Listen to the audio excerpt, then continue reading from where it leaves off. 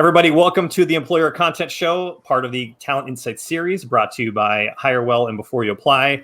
I'm your host, James Hornick. Joining me is my co-host from Before You Apply, soon to be nominated for LinkedIn's Top Voices 2021 by me, Nate Guggia. Hey, buddy. Yeah, I don't even know if that's still a thing, if they still do that or not. I was just thinking of that the other day, though. How do you get on that list? Oh, man. Such PR. I know. Yeah. Is it pay to play? It is. It's got to be. Yeah. All right. So today's segment, let's get into it. Why Outbound is here to stay and how to do it better. Cool. So I can set this up. Perhaps I really didn't plan for this one as well as I would have liked to, but the need for outbound. So a challenge that we always see in recruiting, and a lot of time this is with companies that just start growing maybe the first time, or maybe they're new to explosive growth phases. Maybe they've been around for a little while, done a lot of referral hiring. A lot of companies, a lot of people, a lot of maybe hiring managers, a lot of owners of companies, they don't understand how hard hiring can be. And until they figure it out the hard way. And there's always a lot of people have a misconception until they realize that it doesn't work this way, that if you just post some jobs, you know what I mean, that you're going to get some inbound traffic and make your hires. And like things like in my world as a recruiter, that's like the most absurd thing in the world, because we only work, like pretty much people hire us for situations where like it's really hard, like we can't get it done, right? But you know, I know there's a spectrum, right? So there are certain jobs where you can get a lot of inbound traffic from your position. There's certain jobs where you have to headhunt, like there's no other way it's getting it done. And we talk about content, right? We talk about content a lot, and it's extremely valuable. It does make hiring easier, but it absolutely does not make outbound efforts to acquire talent and whatnot and proactive recruiting. It does not make that obsolete by any stretch. Makes it easier, which is what we're going to talk about, but it does not make the need go away. And we haven't really, I mean, technically outbound still content, right? So the messaging and stuff that you do, I think it's important that we kind of talk about that a little bit, because that's really kind of what a lot of this kind of comes down to. So I've also talked about this a lot in some of the other kind of content I've done about why I think the contingent models is really stupid, because it kind of dovetails into this. Because one point in time, let's go back 20 years, like skill sets were a lot more simple. There were less types of development languages. There were less types of marketing. There were less types of HR functions. And, you know, you could have a pool of candidates who might fit certain jobs, and you just have to like make relationships, and you'd be able to with people in a certain skill set. But everything's so specific nowadays. Like there's, I don't know, 100 different types of JavaScript that you could make part of like your requirement, you know? So like literally everything that recruiters do in tech, digital, a lot of other kind of like office type jobs is headhunting. I had to actually look up the difference between headhunting and recruiting the other day. I didn't know.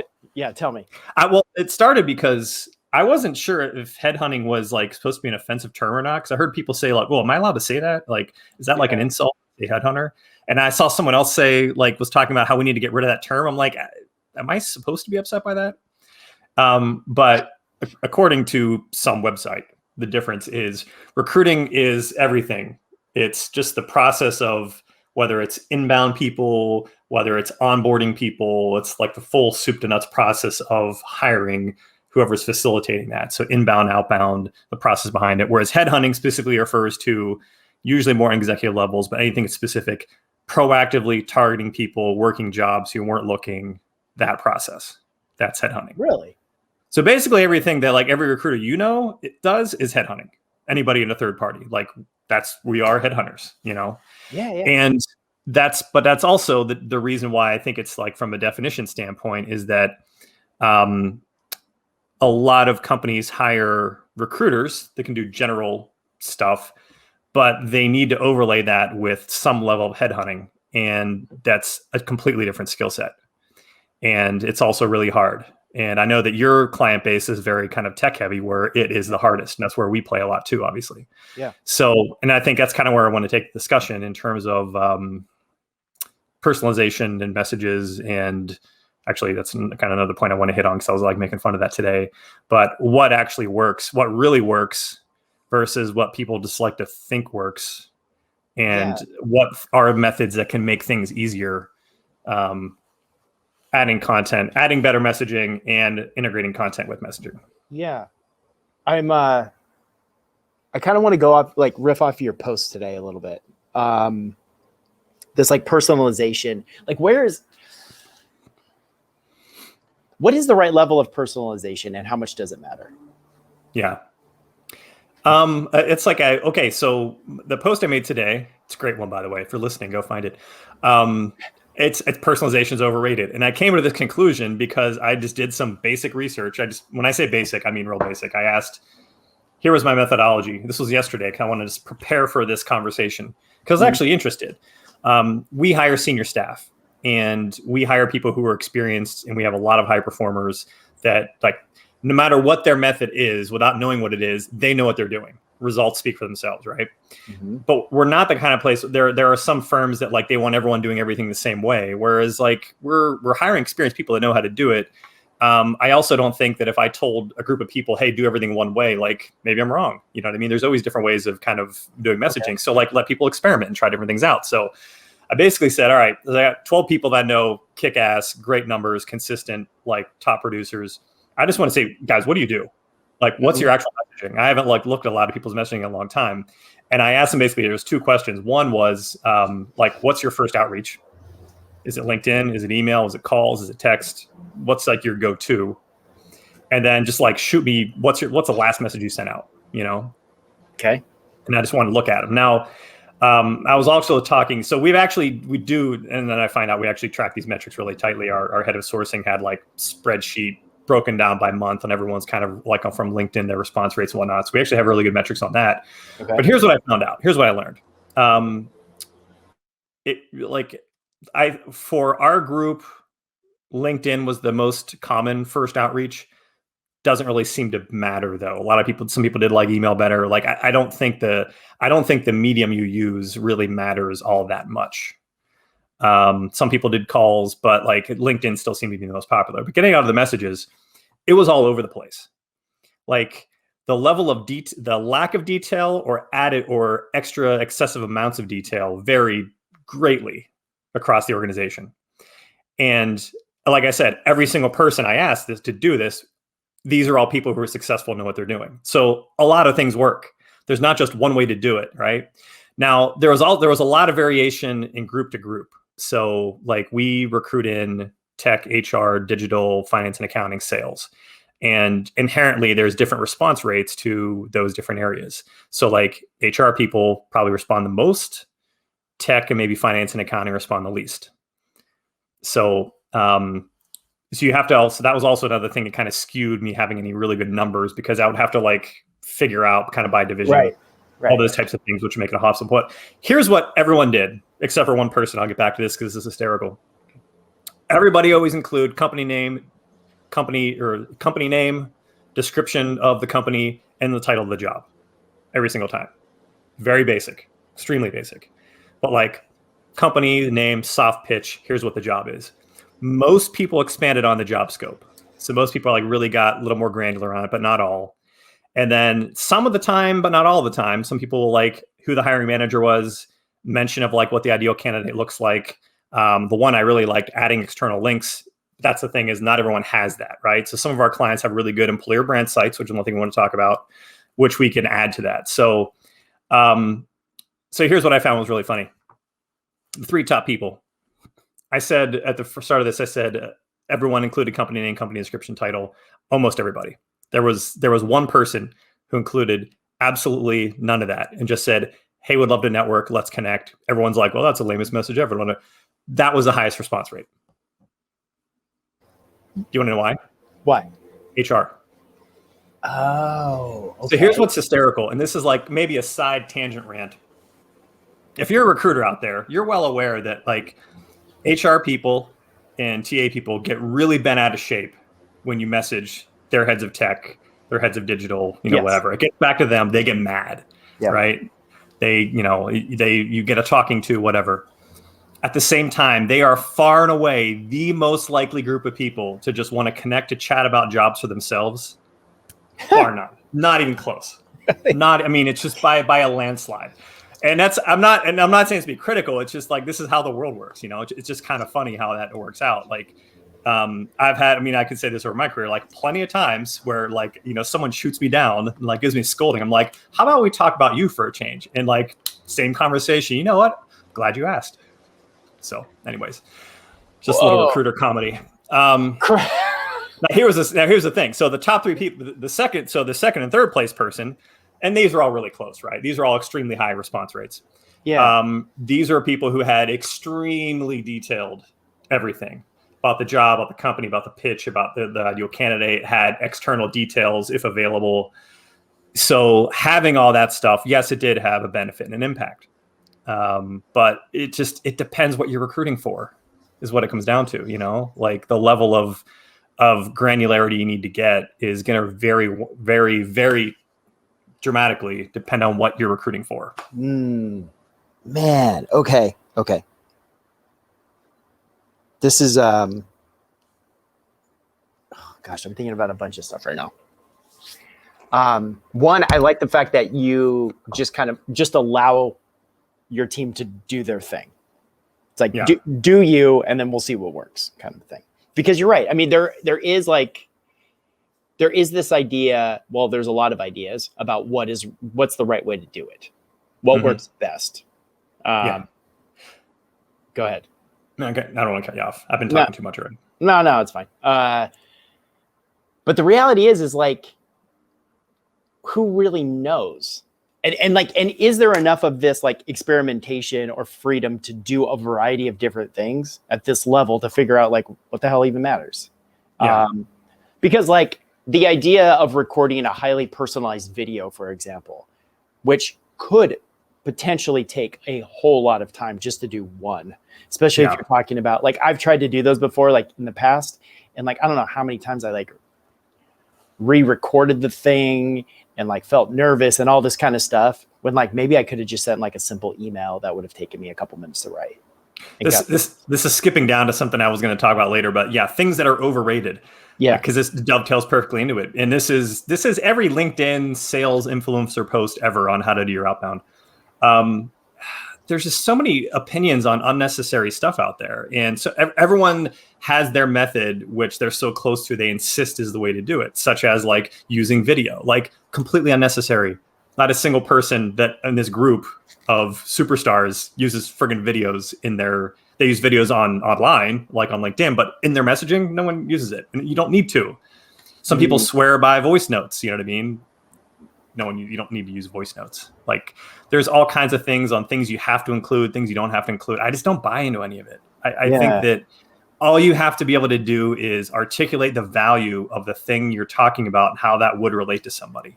It's as simple as, we could get more granular on how to do that, what things to include, but it's a lot of catching the right people at the right time and just articulating importance of the position. Now, the thing I guess I should mention is, I did mention everyone said used company name, company description of what they do, what the value is, just in the initial outreach.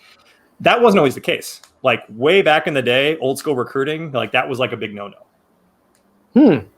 So Why? people are always terrified that you were like, if you told a candidate who you haven't talked to yet, who you're talking to, what the company is, they're going to go behind your back and steal your client and whatnot. Like that's a very like knuckle dragging dinosaur mentality. Yeah. But that's the whole thing is at the end of the day, people, if they're interested in looking at stuff, they just want to know who the company is. Are they doing cool stuff or not? And what's the job? Decide if they want to have a first conversation or not. Right. That's the thing. Okay. Cool. All right. Let's, I want to tell you, like, I've changed my tune on this one too. Like I've found myself doing this a lot lately where like I had these like really strong opinions and now they've like completely evolved and some of them are like total 180s. This is one of them where, at first I was like brand. Like inbound, like you got to create this like inbound recruiting engine, whatever. And then it was new to you. You're excited. Yeah, you're right. It was, that's exactly why. So then, and then I spend most of my time talking to recruiters and talent leaders at VC-backed tech companies mostly, right? Like people like who are hiring engineers and like, really skilled salespeople for the most part. And then you just like ask over and over and over again, like, how do you go about recruiting these people? Like, where are they coming in? What's the percentage of like passive versus active? And I know those terms, let's not get caught up in those, but I think you know what I mean. And you just like find out that like outbound is their number one method for reaching candidates. And it's like how they're able to filter their quality. And then you start to realize that like, okay, why aren't they investing more into that? Which is like now getting me back to like where some of the things like I've changed my tune on. Like I've started to look at like inbound, quote unquote, inbound platforms where like companies, especially like startups, will go and they'll create like company pages or culture pages or whatever to showcase themselves to like a large candidate audience. Yeah. With the hopes of like getting inbound. And I also have been hearing a lot that like those platforms just don't produce the level of inbound quality that the company needs in order to fulfill the recs.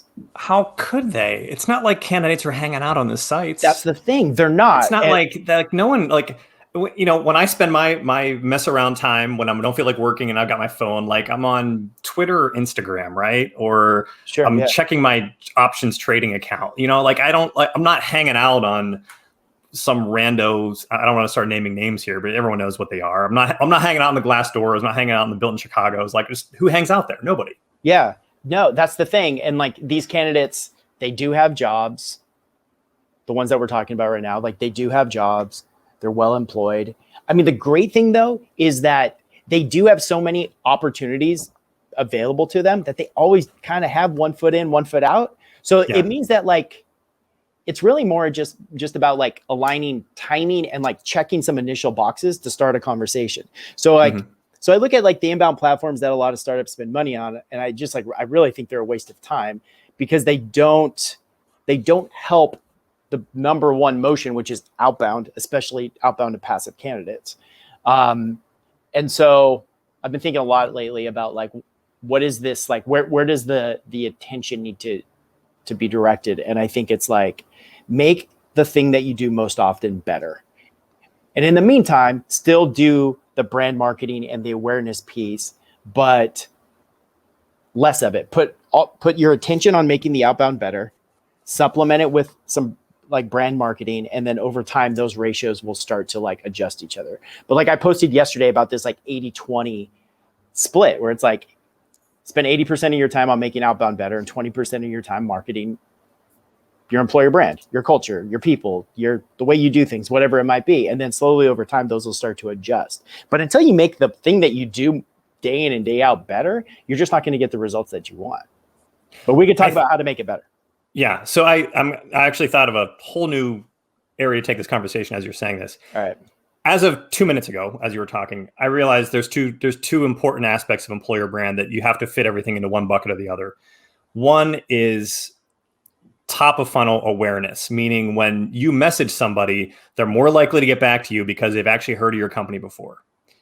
And how do you build that? How do you build your name and people just being aware of who your company is, right? So a lot of it is like I said before, like finding where people actually hang out, you know what I mean? Yeah. Social media channels, things like that. So like there's actually some awareness of it. Then the second thing is embedded message. So I'm going to maintain that like in terms of the actual message itself, you don't have to say a whole lot. You know what I mean? You have to get to talk about the company, a description, the job description, but having a link to a place where they can actually hear from real people at the company talking about what they're doing. So if they do want to dig deeper and find out more information, more granular, maybe on something like before you apply, like, but is that where you're going? but any employer brand site, right? Like all the questions that people want answered, making sure. So that's your second. So there's like the first is like, okay, catch their attention because like they've heard of your company before. And then second is within the messaging, have some sort of external link or feature or something that goes somewhere where they can actually learn more than, because like no matter what, your email is going to be an email, right? It's just going to be like, it's a few lines of text that you can't really, so you need to give them a place that's a little more rich media where they can truly learn what the hell you're doing. Yeah. I think it's like, I think about it because the goal is to start a conversation. And if it's like, I saw an engineer post, Daniel James. That's it. Daniel James. He posted just recently about like a couple things that if a recruiter just did these things, they would just start conversations with engineers. And so I stole it. And so it's like, it's content, but it's also information. And I think like when companies think of content, and we'll just call it employer branding content, they think of this high level culture stuff, whatever. They don't think of it in terms of like relaying information that is relevant, that allows people to check boxes. Because if you don't check those boxes, then none of the other stuff is going to happen. You can provide all of the other stuff after the fact, but like start with content that checks the boxes, you know? And he said like a good job description, transparent compensation, you know, showing like how you work, how you do things, tech stack and tools. Like, it's just like simple stuff. But if you don't do that, I feel like the rest of the stuff doesn't matter, because you're not even going to have the opportunity to talk about the other stuff. There's probably 10 things that everybody wants to know before they're going to like jump in. And if you can just provide access to all of those 10 things. That's it. That's why like I've harped on this candidate FAQ so many times. But if there was just like a candidate FAQ, which is like a living doc that you can just update periodically, and you link to that damn thing in your messages, and it's like, here's answers to all the things we know you care about before you apply. Yeah. Boom. You go right there. And it's just like, okay, I can look at that. It's going to take me like a minute. I can like filter like whether this is like a fit now or not. If it's worth my time or not. And I can like opt myself in or out, you know, and it's like, it's that easy. But I think Daniel was talking about in that post, somebody sent him a link in a message. He clicked on it. It was like a 25 question something or other. And he's just like, are you kidding me? Like, that's not going to do it. I wanted to talk about, so the thing that I was talking about today, personalization, or how stupid and overrated it is. That was also another thing, kind of like my very informal internal survey, is that like, I was relating it back to like the tech tools, but that really wasn't the point. Like I remember when I demoed some tool where it would like look at someone's LinkedIn profile and pull out where they went to school and try to suggest, make some sort of like like no one cares about this crap. You know, it's like the connect and pitch, like, oh, I see we know the same people, and I saw you went to so-and-so school. How did you like, you know, this is not, it's not personalization, right? And I think that I just think it really still comes down to value, you know? Perceptions on this get a little bit skewed, because if you ask somebody, we'll ask a lot of people, what will make them get back to a recruiter? It'll a lot of times be, well, if I can see they really wanted to get to know me and they really looked at my background and could articulate certain things. But in a real world, no one really cares about that. Because if you're looking for a job and you see a cool pitch, you're going to get back. Or if you're not looking for a job and someone does all the things you just said would make you get back, you're still not going to get back. Yeah. You know, like it's like we were talking before, developers are just pounded with messages nowadays. They are. If you're a dev and you're getting 10 recruiters contacting you every single day, like they don't have the time to get back. It doesn't matter how great your pitch is. If they're not looking, that is what it is at that point, right? Yeah. I mean, this is like, I want to go back to something that you said about the brand awareness that helps enable the outbound. Mm-hmm. That's a really important point.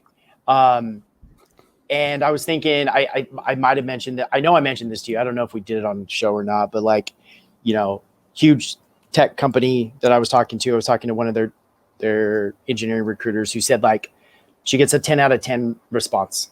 Like, you know, like there's this, like also this, we'll call it like this idea or this myth that like engineers don't pay attention to LinkedIn. I don't think that's true. I think they just don't like to say that they pay attention to it. But she said like she can send 10 emails and get 10 responses because of the brand. Mm-hmm. Every engineer wants to work for them. Yeah. Now, 100%. That's top of. There's even those examples where I mentioned there's certain companies like you can always throw out Amazon, right? But like thinking in Chicago, Cameo just got like, they're like $1 billion company now, or they had some big press, but like, they're like like everyone who works there has good things to say. Like they have such good pub, you know what I mean? Like I have to imagine they have an easier time getting responses from devs when they reach out than Joe Blow company no one's ever heard of. Yeah. And so like, going back to this like 80-20 thing that I mentioned, like if you have to commit to that 20%, it's the only way it's going to grow. It's it's the only way that like because, okay, I'm going to be all over the place, but just bear with me. Go for it. All right. That's what we do. Yeah. I really think that when companies, especially early mid-stage tech companies, when they say they want to do employer branding, what they really are saying is they just want to recruit and hire easier. It's like employer branding is code word for that. And what they're actually looking for is recruiter enablement, not employer branding. They just they're just don't know the terminology, and I just made up recruiter enablement anyway. But like that's it. They just like want their recruiters to have an easier job finding people, starting conversations, and hiring people. And so if you commit to that 20% and you realize that it's just like this long-term ongoing play, and that you're going to consistently do things to get your name out there and just show up in the places that your candidates spend their time. Yeah. Like over time, you will become a recognizable name and just be known as like, oh, like somebody who just shows up, to the point where like when your recruiter and that candidate meet up with that brand, it's like, oh, okay. Like, oh, I know them, but you got to commit to that 20%. You can't half-ass it. And you have to realize that like, it's not going to happen today. It's not going to happen next month. It's probably not going to happen in 6 months, but like, and you can, another thing too, is like, if I think about like brand marketing and like distribution, I really do think that recruiters are like a wonderful channel to distribute this information and content. I mean, if you're reaching out multiple times, that's giving you brand recognition too. Even if somebody doesn't respond, I mean, they're seeing your name. And if you're providing them with like the right information, then that's going to stick at some point. Yeah. Okay. Yeah, I'm trying to think if there's anything else like from a execution perspective that I really wanted to hit on. I can't emphasize enough that like right place, right time is so much of it. And as much as like people, everyone wants to talk about the personalization game, and but it still comes down to numbers on some level. I think so too. Yeah, it does. You can't predict when it's going to be that day that someone's going to be open to saying yes. No. That day that someone's boss took a crap on them and they're like, "F it, like I'm ready to go." Like if we knew what day that was going to be, no one would be getting bombarded with messages. Everyone would just wait for that day, but it doesn't exist. I do have I'm curious. What are your thoughts about copywriting in the recruiting space? It's talked about all the time in like outbound sales. Copywriting is like especially in marketing too. It's like, it's well known. Like some companies like they pay good money to have it. But in the recruiting space, it's not talked about that much. What do you think? We should get our boy Mitch Sullivan to come talk about it sometime. That's we his should. Entirety of his business. I think I'll put it this way. So I'm going to give Mitch if you're out there listening and you don't know who Mitch Sullivan is, you should definitely follow him. He's a gentleman in the UK. He's hysterically funny. People always ask me, I'm the number 3 ranked sarcastic commenter on LinkedIn. So who's number 1 and 2? Definitely Mitch Sullivan. Probably Mike Winnett would be the other one, right? So, but Mitch's entire game, he was in recruiting a long time, but he does copywriting for recruiters is what I think what he calls his business, but it's actual job ads. And his point that he loves hammering until people probably get sick of it is that job ads are not the same as job descriptions. And if you think they are, that's why you're not getting any responses. Yeah. Like the purpose of a job ad is to just excite, intrigue, and motivate someone to actually respond, not to list out the boring responsibilities of the job. So these things look very, very differently. So if you have a newspaper, open a newspaper, look at what an ad looks like, or a magazine. That's what a job ad is supposed to look like. Something intriguing and interesting and fun and whatever, right? And talk about the job too, obviously. But So yes, I do think copywriting is. I think I've always thought copywriting is extremely important. I think it's way more important than people realize for any public facing, whether it's a job ad or their website or anything else, like how to write in a way that's human and intriguing and funny versus boring corporate speak, which I think is where everyone gets hung up. For emails, I mean, it's important, but I think I do think that people overthink how playful and clever they need to be in their sales messaging and emails. Like, you should be able to articulate who you're recruiting for, what's cool about them, and what the job is pretty succinctly without having to like, so yes, you need some copywriting skills, but I don't think it needs to be like some zany over the top. Like, I think when it comes to like direct outbound, people just want to know the facts. That's it. Okay. Good point. They just want to know the facts. Yeah. I just think about it like from a buyer's perspective too. Like if you're buying something, if you're in the market for something, like what information do you want to like justify you having an actual call with a salesperson? Same in recruiting. It's like, what information do you need? Just give me that information. That's it. I mean, small part of my job is just to evaluate new tech. Yeah. So like I'll do 1 to 2 calls a week, maybe, with just sales reps from different firms, whether it's like recruitment tech, marketing tech, sales tech, whatever. And it just comes down to like, if it catches my eye and looks cool. Simple as that. Like if there's something in it that I can see from the message, like, wow, there's some value there that I haven't thought of before. That's why I end up taking calls with, So a lot of the messages I get, I'm sure they're well articulated, but it's like boring stuff. Like I get it right away. It's stuff that's just not useful to us. Like I can tell what it is, but stuff that's intriguing and new that I think, that's something maybe I would be able to use, or that's something I need to learn more about. Probably that's the answer. Something I feel like I need to learn more about is the stuff I decide to get back on. Yeah. I'm really curious. I've thrown this question out a little bit here and there, but like, I want to know if any recruiters are using sales style decks in their outbound. Like, I don't know.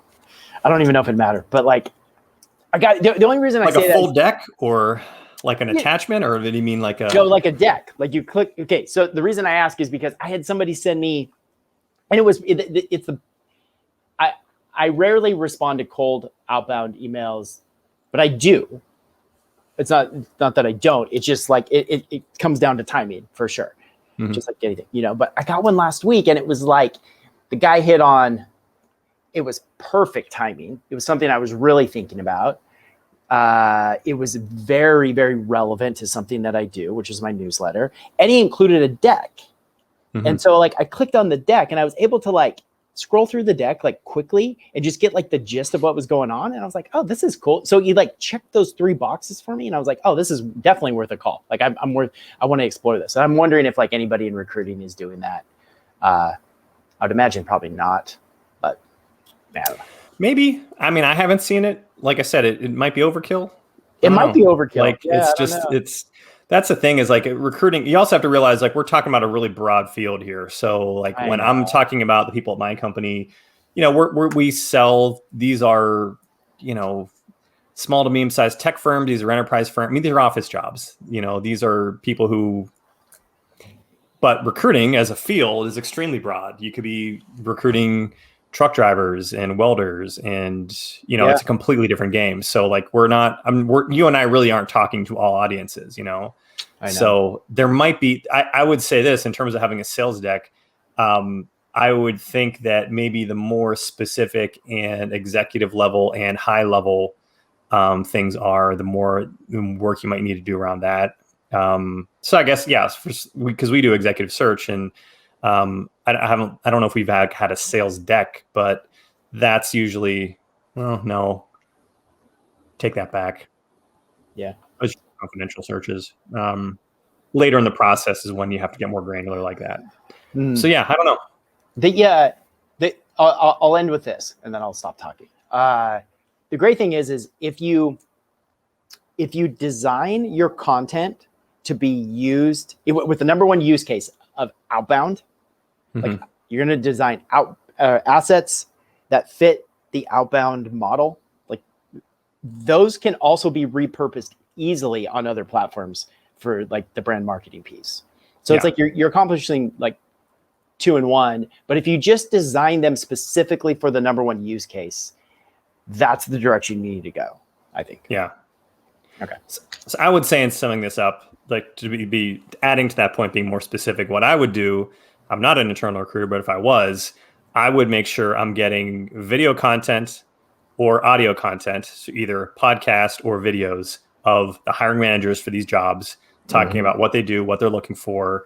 That way, whoever the candidate is can actually hear, oh, here's the person I'll be reporting to, and can actually hear them talk through their thought process and what they're looking about, what they're doing, and have that be an embedded and a link out from your initial outreach. That way, from the very get-go, you're providing more information in a direct line of the thought process of the person doing the hiring in the very first message. And then you can also use that, as you said, to advertise wherever people hang out. Wherever people hang out. Yep, exactly. All right. Okay. That's all I got. Yeah. Good. Sweet. We're done. That's a wrap for the Employer Content Show. If you want to hear more about what Nate and I have to say, you can subscribe to the Hire Well channel on YouTube, where we have a playlist of all of our episodes, and the Talent Insights podcast, which is available on Apple, Google, Amazon, and Spotify. Nate, pleasure as always. All right, buddy. Everyone out there, we will see you soon. Bye.